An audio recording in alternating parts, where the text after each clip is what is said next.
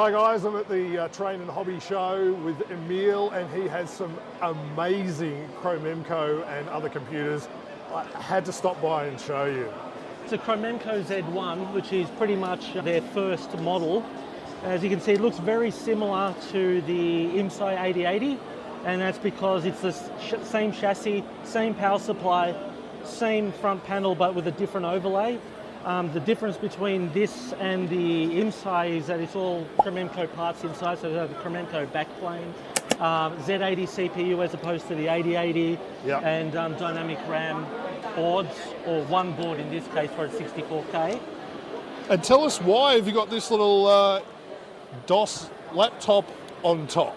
Well, as many people have collected computers could probably attest to, things die at the most inopportune times. They do. So basically this is being used as just a serial terminal for this unit. Yep. Because my terminal died 2 days before the show. Oh no. So my plan B, I used another DOS machine, Yep. which wouldn't power on this morning, but was working absolutely perfectly yesterday. So this morning I'm got my plan C out, which is a So little this DOS is one. so cute. Look how, like, my hand, it's not even, like, my hand is bigger than this machine. Well, it's an AliExpress special. It's a book 8088.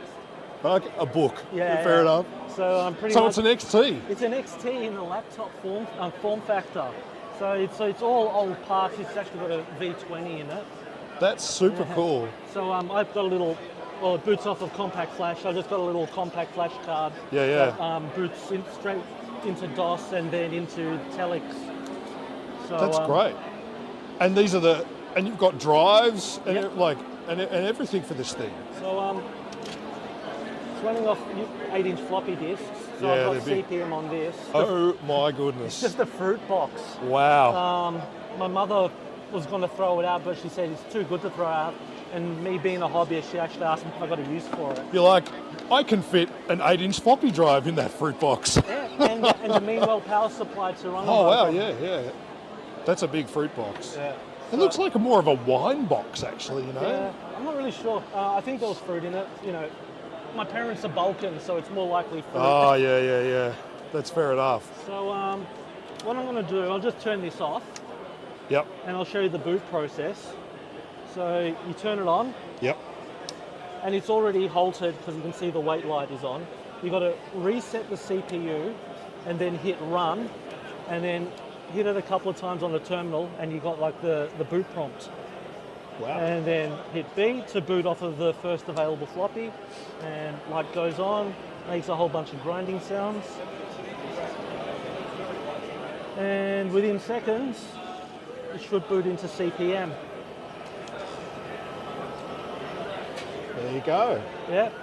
And as MS-DOS is based, well, one may argue it's a rip-off of CPM, or at least Yeah. the work alike. Definitely. Most MS-DOS commands work on it. So, you know, I've just got games over here. So if people are brave enough to touch the machine, they can play them. You know, just your standard Infocom text adventures. You know, like Hitchhiker's Guide to the Galaxy, Yep. Zork 1, 2, 3. If you're that way inclined and like something a bit more spicy, Leather Goddesses of Phobos. That's seriously on there. Oh my God. So, And we're running leather for the first time at CPM. Oh, this is grunting away. yeah. There we go. Look, it's a very, very tame game, but Yeah, you know, yeah. some people can be a wee bit sensitive about such subject matter. That's right. But it is cool. When has anyone ever seen this game on a Cromemco with 8-inch floppies? So apart from this thing, you've got this cute data general here, which I can't keep my eyes off because it's just so, it's in great condition, and it's running a little Betty Boop and some other ASCII art. So Marilyn Monroe. that's actually connected to this Data General Nova 3 mini computer, which is running extended basic. Yep. It's another one of those lovely little. That's a bit Little. of a lie. It's actually a big machine. as opposed to the Cromemco that we just looked at, the CPU is an entire 15-inch by 15-inch board, like that. Yep. And BASIC is loaded off of paper tape, although I don't have a paper tape reader, I'm just loading it off of a computer. Yep. So just to prove to you that it's running off of this machine, I'm just going to halt the processor, and Spock has stopped. Yep. So I'm going to continue where I left off, and Spock's finished going. Just going to hit the brake key, and just to show you that it is actually a BASIC program. Wow. Now, the only thing with this that's really weird, it's I think the BASIC dates from around about 1974, so they can only print uppercase characters. So with the ASCII art, I had to like change some of the characters from lowercase to other similar characters, like a lowercase b I turned into a 6 because it was close enough. Yeah, yeah. Otherwise it would have looked a bit weird. So if I type in con for continue, it'll just continue from where it left off. That's super So cool. we got the, yep, Betty Boop.